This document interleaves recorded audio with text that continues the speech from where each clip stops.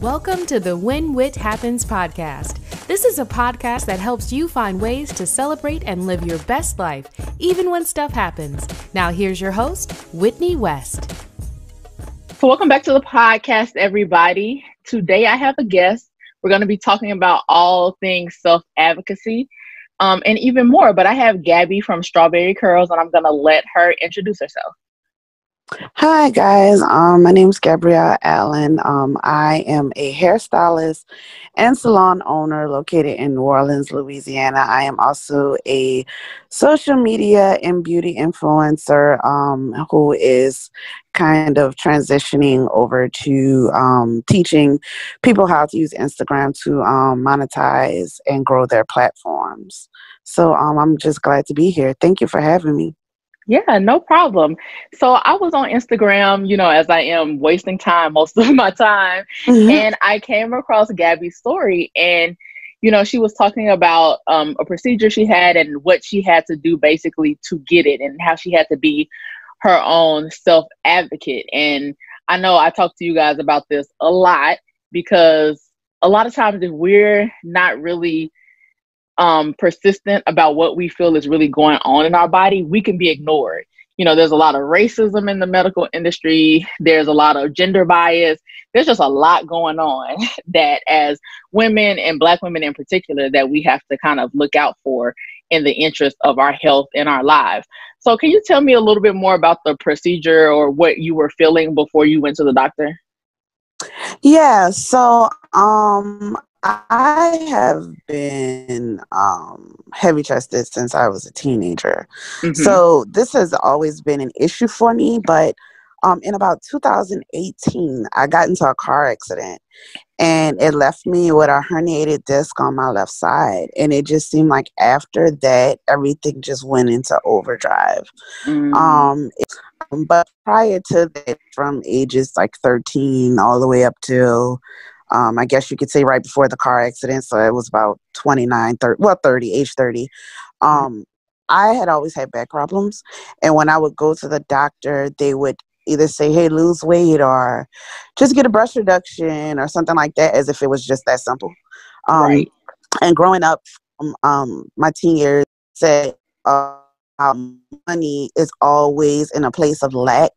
You feel like everything is so expensive and everything can't be done. I took the approach that I was going to just try to lose weight to save money, so I wouldn't have to get the procedure done. It's like, okay, well, if I don't lose weight then let me just try to lose weight to see what will happen. So at about age 22 or 23, I took up running, which was difficult for me because obviously I'm heavy chested. Yes. But I used to have to wear it was ridiculous. I can imagine. And at first I thought I was just out of shape, right? Like I thought I was just lazy and out of shape, or I was like, it'll get better. And it did get better. I ended up going from a size 14 to a size 8. In about 2 months, I also changed my diet as well. But what I noticed was there was no drastic shrinkage in my breast. It was like by a little bit, right? So imagine doctors telling you need to lose weight, and then you get that small, and the issue that you were doing it for still isn't resolved. Imagine what that does to you mentally, Absolutely. I definitely can relate to that with losing weight, because that's another thing with Black women in particular, but just I think a lot of doctors just have this bias anyway about people with larger bodies. They automatically go to that as being the issue instead of anything else that it could be. So yeah. Right. And nobody really told, the things that I was talking about on Instagram, nobody really told me, well, actually nobody at all told me the differences. So it kind of put me in a place of where, okay, you're just, and then it's going to sound crazy because at the time that I lost all this weight, I was in, and this was before keto was a thing. I was just eating, I could tell you my exact diet. I was eating chicken, corn, broccoli and eggs for breakfast, drinking water, and literally that was it for 2 months. I was also doing not Instagram, I'm sorry. I'm getting my words mixed up. I was doing Insanity in the Yes. evening when I got off work. Because at the time I was working at McDonald's. I did Insanity when I got off at work, but at McDonald's they gave you like a free meal. So I would always pick the salad. So every day, Right. like this is literally my diet, right? Running 3 miles in the morning before I go to work. When I get off work, doing Insanity before I do anything else. And that was like my regimen for 2 months. So Yeah. imagine, having that idea in your head, okay, you're not working hard, you just have to work harder, you just have to work harder. And so that's when I got down to the size 8 in like 2 months. But Yeah. when they still weren't where I wanted them to be, it still made me feel inadequate, if that makes sense. Yeah, I know absolutely. it sounds crazy, but I did. Yeah, it's like, I think especially in particular, a lot of the people in my audience have chronic illnesses, and so you feel like you're doing everything that you're supposed to do, and it just doesn't like happen. Like nothing improves, and so you kind of feel like, is it me? Like, am I crazy? Am I still doing something wrong? Because you're just not hearing at that moment what you're supposed to hear. So I completely understand that. Right. So it kind of became a thing of like, okay, I got down to the size 8. I've never been a size 8, so I guess we're just gonna live here for a second, and maybe Yeah. maybe I just haven't lost enough body fat for my breasts to decrease in size significantly. Because in my mind, like when I got, and again, I didn't have a size goal. I was Mm-hmm. just trying to do what was best for my body, Right. And getting down, I didn't even know I got down to a size 8 till I came home, and my family was like, "You are so small," and I really could not see it because all I could see was my breasts. I could not see Yeah. anything. It wasn't until I tried on clothes that I was like, "Wait, the 14 doesn't fit, the 12 doesn't fit, the 10 doesn't fit." Like it wasn't until I went shopping that I was like, "Whoa, I actually am small." Like it was crazy. It is just crazy. So yeah. Yeah, I can see it, because if your focus in the losing weight has been like, okay, I need to get these breasts down, and they're not going anywhere, it's like, well, you were getting smaller, but it's like, but my goal though is not Right. doing anything. It's like, what? But wait a minute though. Yeah, I can see how that could be like a mind trip. So like, did you like talk to your doctors after that, or did you just kind of go into doing any kind of research on your own to figure out what was going on, or were you just kind of like, you still needed to lose more weight? So I was pretty much like, I still needed to lose more weight. And at that time, like losing what I did lose kind of alleviated a lot of the pain, but I still, and I mean, again, you have to, I'm 20, at the time I'm 23, 22 years old. You can bounce Yeah, back okay. from anything. Yeah.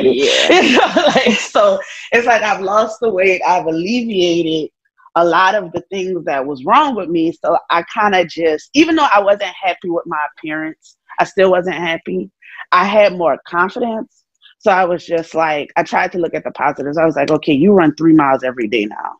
Like Mm-hmm. that's crazy. Like that's amazing. You've never been able to do that. Like you do this. So I just tried to focus on the positives, and I didn't really focus on, doctors per se. Shortly thereafterwards, I started picking up a weightlifting habit. And that also improved my quality of life significant, but also keep in mind, I'm still in my 20s at this time. So Mm-hmm. I'm not really seeing any side effects of any of this, like, any of this weight being on me and how hard I was working out. Because I mean, I don't know how familiar you are with Insanity, but there's a lot of jumping. There's there's so much, it's so much that goes It's the into most. Insanity. It is, but I loved it. I absolutely loved it. So, I just focused on losing more weight pretty much. Okay. So at what point did, things start to get back to where you were having the pain, and you were kind of like, okay, I'm not going to be able to take this? Okay, so fast forward to when I got into my car accident. Mm-hmm. I would say maybe not even 6 months. Throughout the duration of the year of 2018, I was having some struggles, but it wasn't major to the point where I was like, okay, I need to get this surgery done. It was more so like it was irritating. After the car accident, I got a massage therapist and I got a personal trainer to help me through it. So they really helped me make it through the pain.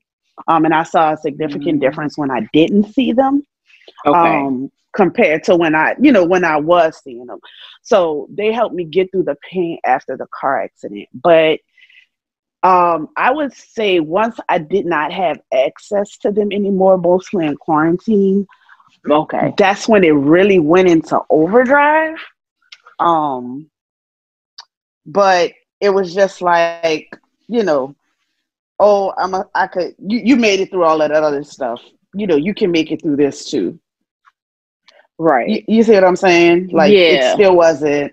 Even though I was saving money, now I will say, I was saving money for my breast reduction. Yeah. But it was like, oh, I'm going to get it this year. I'm going to get it that year. I was going to try to go through the insurance first and everything. And when that didn't work out, then I kind of was like, okay, so you have to seriously like stack for this. Mm-hmm. Yeah, that kind of makes sense. It was like you were doing those little things that were kind of keeping the big thing away. And then kind of the quarantine took that away from you. I was kind of, when I got my diagnosis, I ended up in like the hospital, which is what started my path. But I had been kind of like misdiagnosed with asthma and some other things. And so they were kind of like giving me one-off prednisone treatments. And that was kind of like keeping things at bay until like it just kind of all went awry. So I completely understand that. So you were kind of like doing enough with seeing those practitioners that your pain wasn't that crazy. So so from following you on Instagram, I know you were saying like at a certain point you were waking up like in pain every day. Was that during the quarantine? Yes, so that was actually before quarantine. Quarantine just, like I said, sent it into overdrive. But since I'm a hairstylist, right. It kind of exasperated everything, and it kind of shined a light on, how much of my back I usually use and how much of, certain body parts that if I wasn't a hairstylist, it wouldn't even matter. Mm-hmm. Because I've been full-time behind the chair for years, but these issues have been always present with me. It's just that I was not using my body to the extent that I use my body now. So it's like a car accident. Now I have issues on my left side. Now I'm very booked. I'm booked all the time. Like, it's so much to the point where I can't even open my books. I open my books the first, so like if it's January 1st, I'm open February on January 1st. Because if I was to do it out there, I wouldn't have a life. I would be booked for the whole year, and I can't manage my time like that. Right. And my body definitely couldn't handle that. Yeah, that absolutely makes complete sense. And I tell a lot of people, like, you don't understand how strenuous it is to just stand sometimes for long periods of time.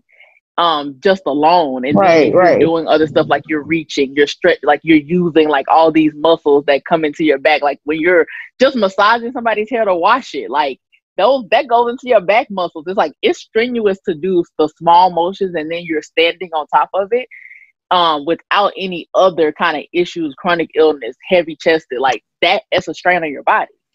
Right.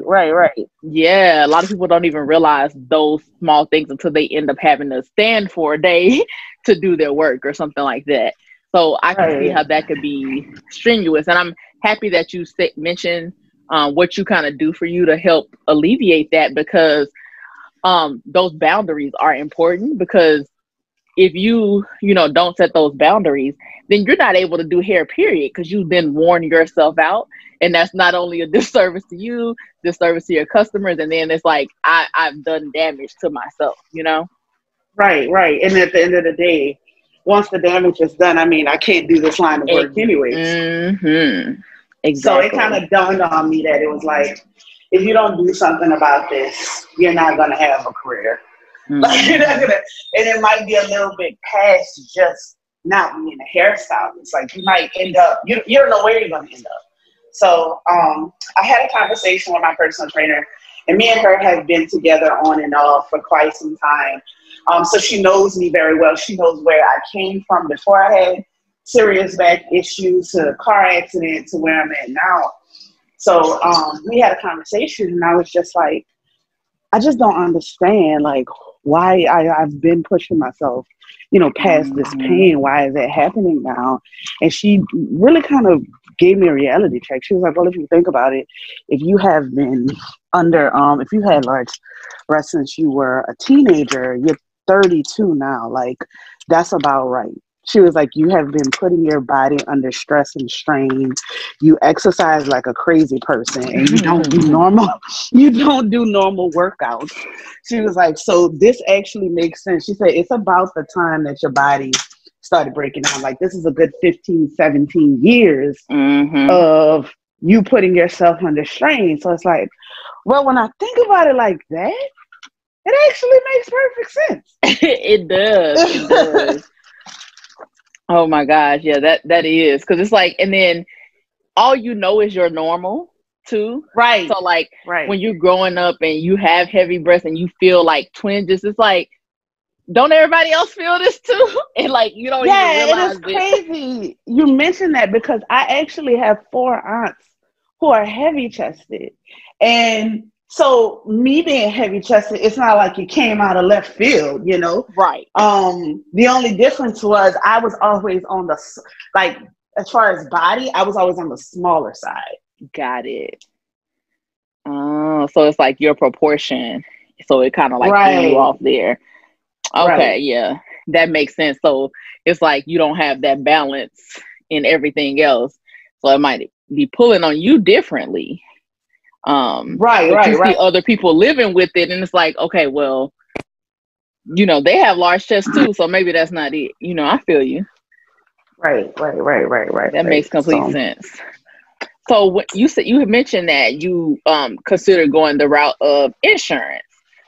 So, and that didn't work out for you. So what were kind of some of the roadblocks there?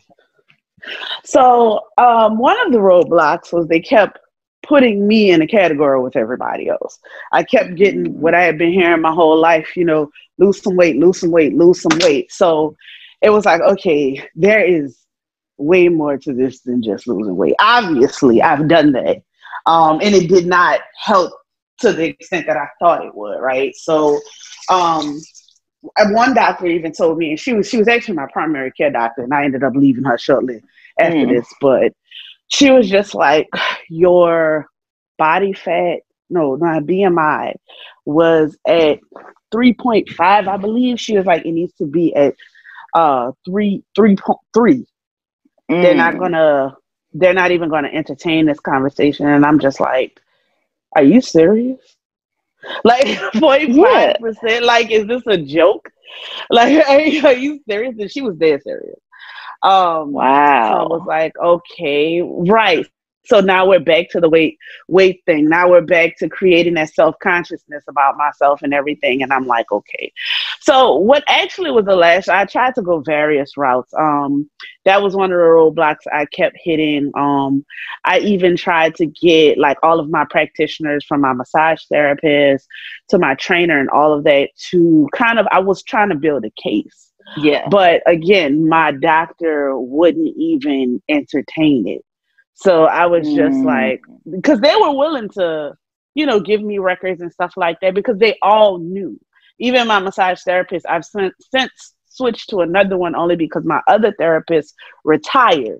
But I had been with her before I became a hairstylist throughout the duration. So if anybody knew my body felt different, it was definitely her. Absolutely. So she was like, yeah, no, this is a totally different. She said, you did not feel like this before. And I said, I know. So it would kind of be like, she would massage me. And then if I missed a week or two with her, everything just like tightened right back up. And I'm doing yoga too. So it's not like I'm dependent solely on, her. I'm doing other things as well. So, one of the things that, That was one of the roadblocks. And then what else? I found out like that through insurance, they basically try to low key tell you what size you can go down to, and they try to be picky about your doctor and who you're going to see. And yeah, so it was kind of like, and I heard, I've read a lot of horror stories because I'm in a breast reduction group. I heard a lot of horror stories about people who got, they didn't have a choice but to go to this doctor, and they were really unhappy with their outcome.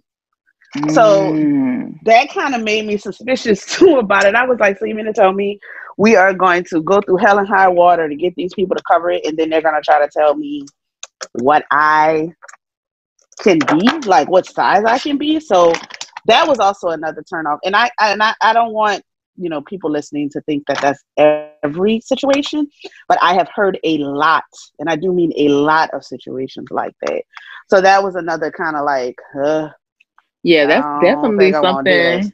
Yeah, that's definitely something to look out for, because it's like you want to be in control. Like part of like being your own like self-advocate is being in control of who you choose to like do the procedure, who you feel comfortable with, being able to choose what's best for you in that situation, and to then kind of have to done all this work to get this approved, and then to just be thrown to somebody you don't know, random. Yeah, and then like to get a size that you like, that's not what I was thinking. It's like, where am I? It's like it throws you off balance.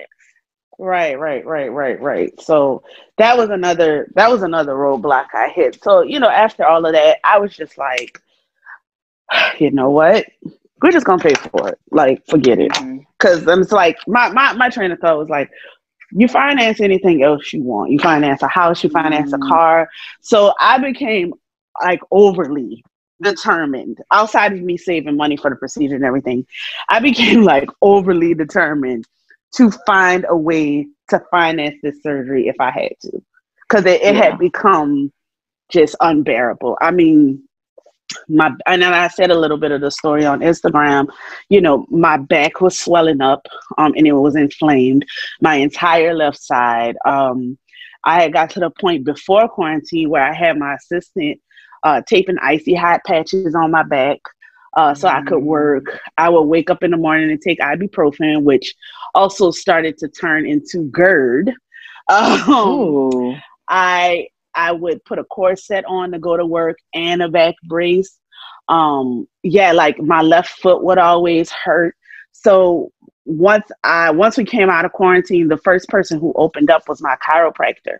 And I was actually bedridden for 3 days during quarantine. Wow. My mom and my sisters had to take care of me. And it got so bad that my mom was really kind of afraid for me to do much. Because it's like one of those things, right? If you don't work out, you make it worse. But working out is also painful, Exactly. Yeah. So once my chiropractor opened back up, she was the first person I saw. And she did cupping on me and an adjustment. And I did that for like 6 straight weeks. And as more things started to open up, I ended up in physical therapy. My new doctor referred me to physical therapy. So I was doing that twice a week. Then I picked up my trainer again. When she opened up, I was going to her twice a week. And then I was seeing my massage therapist once a week. So chiropractor, massage therapist once a week, personal trainer twice a week, physical therapy twice a week, all while still going to work once things open back up. Oh, wow. That's a lot. It is. So yeah, that was an experience. So I can see how like having to like you had to do all of that to the point where you're like having to have somebody put those patches on your back and wear your corset and all of that. You're like, yeah, it's past the point where you have to decide to go ahead and pay for this out of pocket. It's like I have to get this done.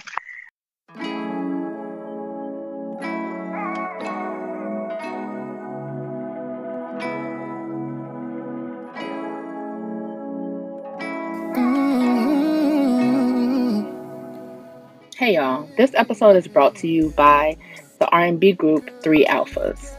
Three Alphas consists of Corbin, T3, and Mr. West, all friends and members of Alpha Phi Alpha Fraternity Incorporated. Three Alphas reintroduced real R&B to the music industry. Their debut album is powerful, raw, and message heavy, and it's called Dysfunction. The 13-track album features atmospheric beats, catchy melodic elements, raw instrumentation, and grasping vocals. Make sure you check it out. So what was the process like for you going at it, like paying for it on your own? Was it just easy to get it set up at that point when you were like, I'm paying out of pocket, so... Yeah, so that was the crazy part, right? So all of these hoops and tricks and circus moves I had to do for doctors and stuff to try to get through insurance. When I found my surgeon, it was like night and day. Like, I was asking her all of the questions that I was asking my doctor and other people, and it just simplified everything for me. Like, I was like, do I have to lose weight? She was like, no. I was like, okay. I was like, so are there any other things I should say? So my body mass index doesn't matter? She was like, no.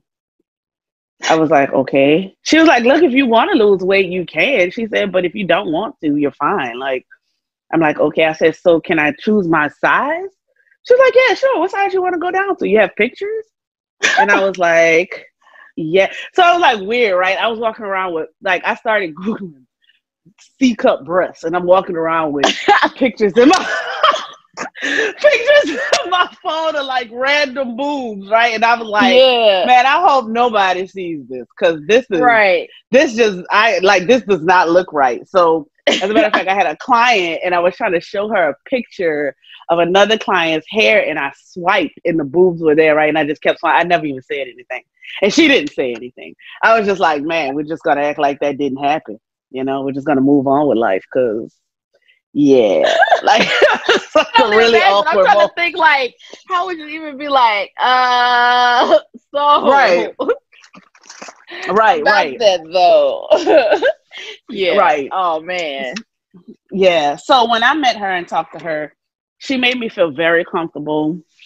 She made, like, I immediately knew, like, this is my doctor. Like, I don't care what else happens. This is my doctor. You know, she offered me, at the time she was at a practice. She's since started a practice of her own, but they had like limited they had payment options, but they were kind of limited. Like, one of them was like a medical credit card that you could get. And I got approved for it, but then like 6 months later, they like cut my spending limit by like $2,600. And I was like, why? You know, because I immediately got approved for it, and I gave them the deposit. So like, there's a deposit for my surgery to secure that rate. So I gave them the deposit using the card, and then they cut my rate. And then they cut my limit. So that, another roadblock. Yeah. So I'm like, okay. Yeah. Like, okay, so what are we gonna do now? Like, you know, and me going into problem solving mode, I was like, we're just gonna have to grind this out. We're gonna have to work harder. We are going to have to stack money, you know, like we have never stacked before. Like, I'm just, because it's like, this has to happen. Like, now I actually met my doctor before we went into quarantine. So, you know, I had that consultation and everything with her before we went in quarantine. So I had an idea of how much the surgery was going to be already. So when everything shut down, it was, I'm not going to lie, it was very discouraging, because I already knew, like, that was going to be funding this surgery, you know? Mm-hmm. So lo and behold, and I still 100% believe, like, this was a blessing from the Lord. Right when we came out of quarantine, I contacted her as soon as her office opened, and she actually had started her own practice. Now, the benefit for me with that was, because she had started her own practice, she expanded her financial options. So now a medical loan was available for me. So I was like, this ain't nobody but the Lord. Right. Like, this didn't just happen. There's no way. There is no way. So once, the same day that they told me about the financing, I immediately applied and I got approved for half of it, but I had the other half in savings already because I was look at stacking. that. Yeah, I was stacking before we shut down. So I was just like, I gave her, I did everything for the loan application. They sent her the money, and then I sent her the rest of the money, and we set a date, and a date actually happened. I was actually planning for February of 2021, but the way the financing was set up, I had to use it in like 90 days or something like that. Oh, wow. Yeah. I had to use it in like 90 days. So I was like, okay. And I called her and told her, and she was like, okay, these are the dates that we have in October. I said, it doesn't matter. Whatever date that you have is the date that I'm taking. She was like, well, what about work? I said, I work for myself. We will make it work. Like, it does not matter, whatever it is. She was like, okay, all right. We set up the pre-ops, and which was like a month before. And then, on October 14th is the day that I officially had my surgery. Oh, wow. I really applaud you for your tenacity with everything. Oh, thank you. Because it's like so much stuff could have, stopped you from pursuing. And I know it can be frustrating, especially when you're dealing with a medical issue and you just keep hitting roadblocks, and it can just kind of defeat you mentally, emotionally, and physically. And just to know that, like, when quarantine happened, not only did it exacerbate the pain you were having, it shut down your ability to do hair and make money. So it's like double fold. And it's like, after all the pre-work you had been doing, but like you still persevered. And I'm so proud of you for that. Thank you. Thank you. You're welcome. Yeah. So that's amazing. So how have you felt since getting the surgery? Oh my God. And I feel like a broken record, because I tell my clients this all, like, some of my clients have been coming back, like, and, they have their scheduled days. So all of them knew that I was getting the surgery done because they knew about my back problems and everything. I feel like a broken record, but I tell all of them, I had no idea I was living like this. Oh. I had no idea. Like, I had no idea life could be this easy. Like, are you kidding me? Like, I feel robbed and I feel cheated because I had no idea that it could be this easy. Like, I don't even think about my breasts no more. It used to be a constant thought. I don't even think about them anymore. And it's crazy because I was like, I just feel cheated. I feel cheated for a significant part of my life. Like, and nobody told me. Like, seriously. Nobody told me. Lord have mercy. Nobody. It's like you not having feelings anymore that you thought was just normal. You like, I didn't even know I felt like that until I don't feel like that no more. Right. Yeah. And it's normal to not to not think about your breasts. Like, my breasts are a topic of conversation at my salon. It's weird, right? But like, it really is. But they know they didn't know about the icy hot, because I kind of kept that part away from them.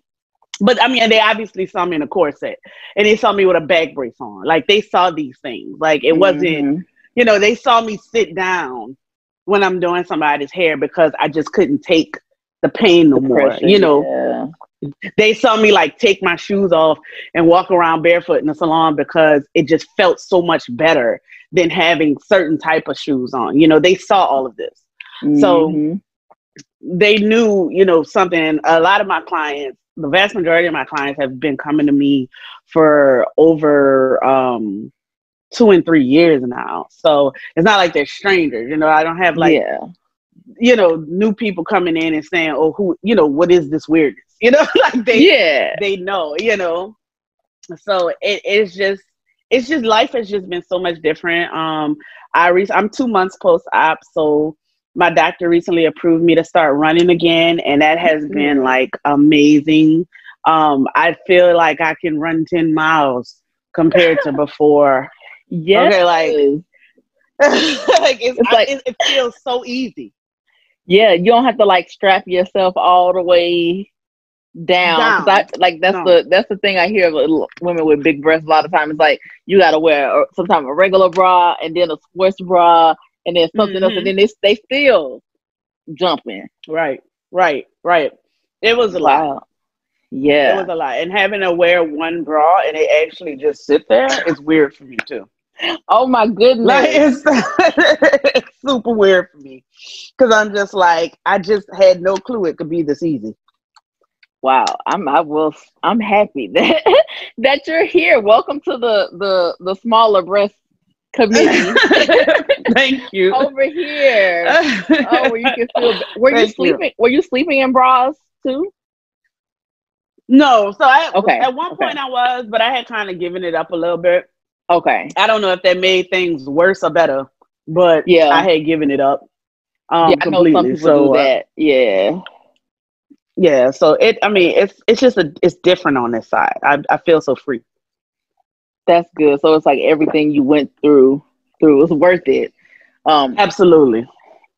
That's so good. That's so good. But I just kind of wish, so like actually my doctor diagnosed me after my surgery with a condition called gynecomastia. Right. And my surgery was actually supposed to be 4 hours. It ended up being 7 hours. And they took 7 pounds. Yeah, they took 7 pounds off me as well, like in my breast alone. So when I came to, like, all of the nurses just kept talking about it. They kept talking about it. They kept talking about how it was so much and all this other stuff.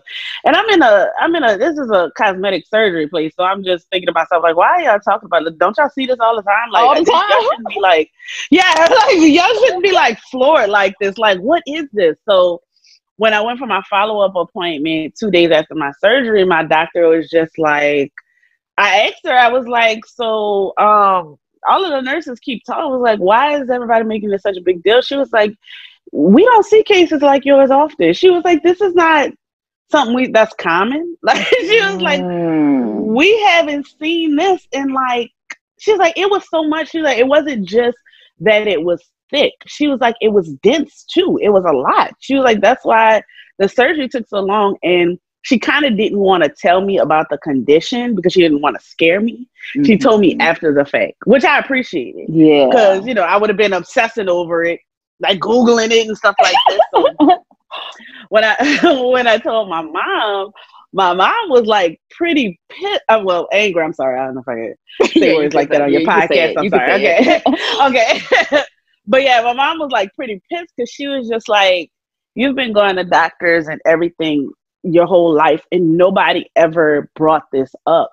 She was like, why didn't anybody bring this up? They just kind of chalked it up to, oh, you just get a breast reduction. Just get a breast reduction. But the difference between gynecomastia and other, somebody just having big breasts is our breasts are made of fat and they're made of breast tissue. And lots of people have more of one ratio than the other.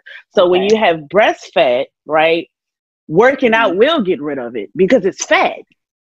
It's the fat. It's just what it is. But if you have mostly breast tissue, which I had, one of the telltale signs is that when you lose weight and your breasts don't get smaller, well, you know what you have then. And that does not come off no matter how much you work out. No matter what you do, it has to be surgically removed. So with gynecomastia, it's excessive growth, breast tissue growth that's triggered by hormones. So mine was triggered in puberty. Oh, so, okay.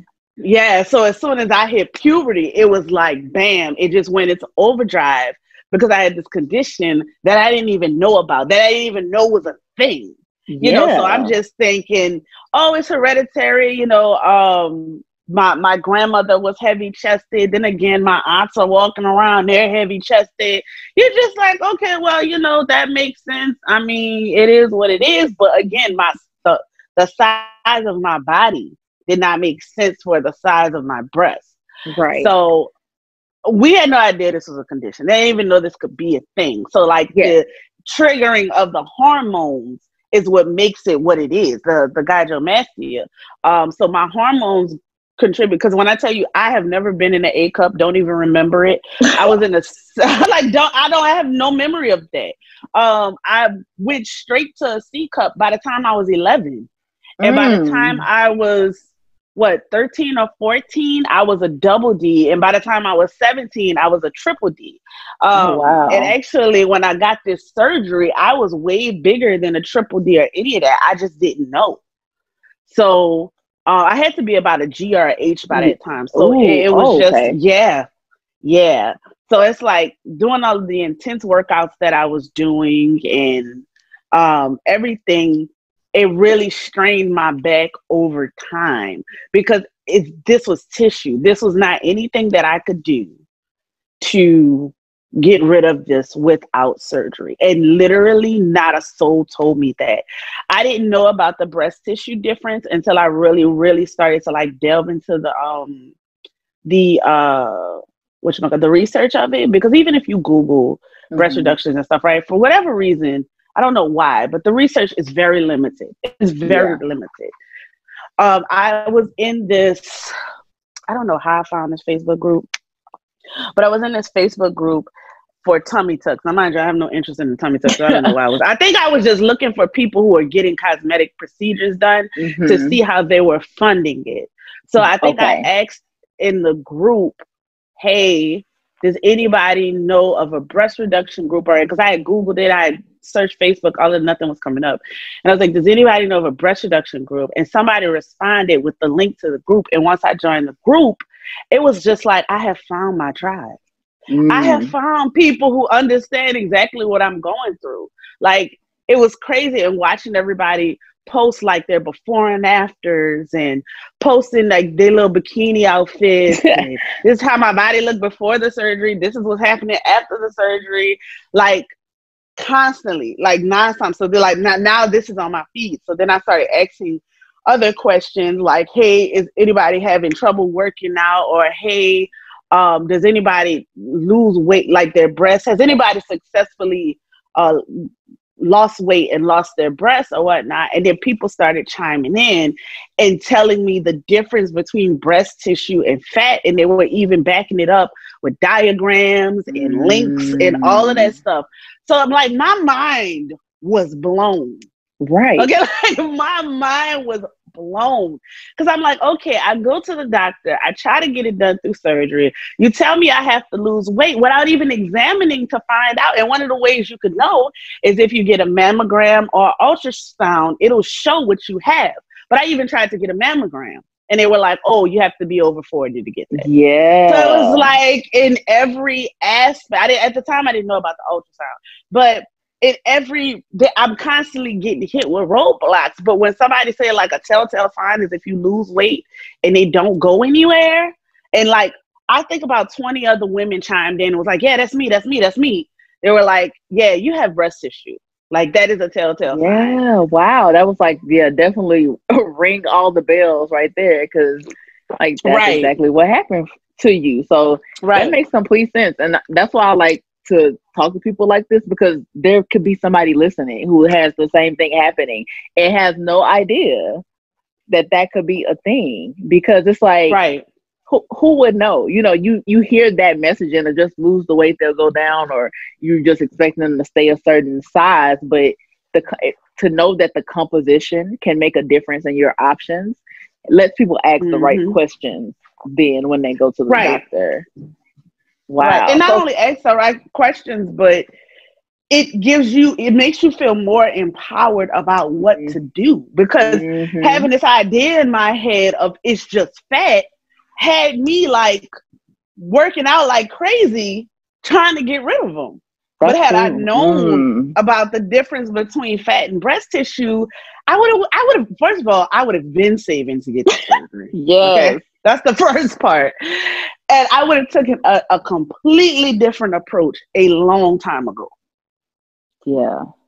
That's so interesting. And did your doctor say whether like, does that condition like, you probably wouldn't even still want to go the insurance route if they were gonna suggest a practitioner, but I wonder if having that diagnosis helps them cover it quicker, but you just never know with insurance. You don't. And then it was after the fact. Yeah, it was after the fact too. Yeah. So wow. So do you have to, since it's hormonal based, like is there a possibility that the tissue will come back? So she actually said there's a better possibility of me getting hit by a car. But she said that it's like if there was a drastic hormonal change, like pregnancy or something like that, she said it could come back, but nothing like it was. But see, the difference now is I feel empowered. I know this about myself now, right? So it's like if I was to, for whatever strange reason, get pregnant, I could have, mentally prepare myself and say, okay, if there is a possibility that this might trigger a hormone growth and you might want to save, you might need another breast reduction. Because at this point, I'm not opposed to paying for another. Okay, right. Like absolutely would do it. So I feel way more empowered now than I did before. That's so insightful, because it's like now, because you know your body better, you know what to look out for, and it's not going to be a shock to you because you're aware and you can prepare. So I think that's also really important, because I think a lot of people who have medical issues kind of get discouraged, but they don't let the knowledge that they have empower them to be able to prepare, whether that's financially, like you mentioned, or mentally and emotionally, because the possibility of what can come in terms of that. If I do have a hormonal change, or when I go through menopause or whatever, will this happen? And you can kind of start to at least financially prepare and emotionally prepare for, what could happen. I think that's an important part of standing up for yourself and taking ownership of what's actually going on with your body. Right. That's so good. I'm so thankful that you came on here today and shared this with everybody. Oh, thank you for having me. I really appreciate it. I mean, I just feel like I didn't have this, when I was looking for answers and when I was in pain. It's crazy because you feel like you're failing. You feel like you're failing, and as African Americans, we are some of the hardest working people on the face of the earth. So like when you're giving your all to something, trying to find come to a conclusion and trying to find a resolution to it, and it's not working, it heavily weighs on you, because it's like I know I'm capable of getting over this hump. It's just constant roadblocks and everything, but I never took my eyes off the prize, because I was just like, this isn't just something I want. It's affecting my quality of life. That's so yeah. That's so empowering. It's like you have to say, like, this could change my life if I don't act on it, like not in a positive way. Like, so you really have to go there and do the work, and then it's great for you to be able to speak on it and help other people who were in your position, or who are now in your position, who were in the position that you were in, so that they could make the best decisions for themselves. So thank you for being open, about everything that has happened, and being willing to share that experience. So I want people to go out and follow you everywhere and connect with you. Can you share where people can follow you and get in contact with you?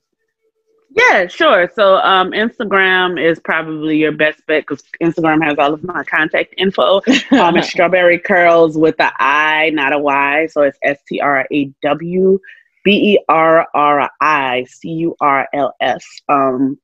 I have my email located on that page as well. That's actually gonna. Oh, and I'm on Clubhouse too. Same name. Clubhouse with an I, not a Y. Yeah, that's like one of my favorite platforms now. Like, it's crazy. I'm on YouTube. I'm on Facebook. I recently joined TikTok under the same name, except it's the StrawberriCurls on TikTok. So yeah, like, I'm pretty much available. When I'm not in my salon for like any questions, I would be happy to help anybody who is going through. I mean, obviously I don't have all of the answers, but as far as resources, if they need help with that, and are seeking a breast reduction, I have no problem sharing, when I see the messages, because I do get a lot of messages on Instagram. So absolutely. Yeah. I'm sure you do, but that's also like a segue into the fact that you said you were kind of transitioning into also helping people with their social media as well. So I'm currently writing an e-guide, an ebook, on how to grow your Instagram page and how to also make money from it, because I was a blogger and a YouTuber before I was a hairstylist. So I was doing that about 10 years. I started when I was like 21. I was doing that about 10 years before I actually got behind the chair as a natural hair YouTuber and blogger. So I grew my following and everything from that, like starting off there. And it's just that Instagram, I mean, lately I'm not even gonna lie, I've been dominating my Instagram page. It has been phenomenal. So I transitioned all of my clients, a lot of my followers to clients. And for the first 5 years, I was not making money blogging at all. So I eventually started to monetize everything, my Instagram page and other channels. So in my e-guide, I'm going to show people how to not make the mistake I did and be popular and unpaid. I'm no longer I'm popular and paid now, but before I have lived that popular and unpaid life, and it's not cute. So the aim of my book, my e-guide, is to show people how to monetize their Instagram page and grow it as well. Yes, girl, people need it.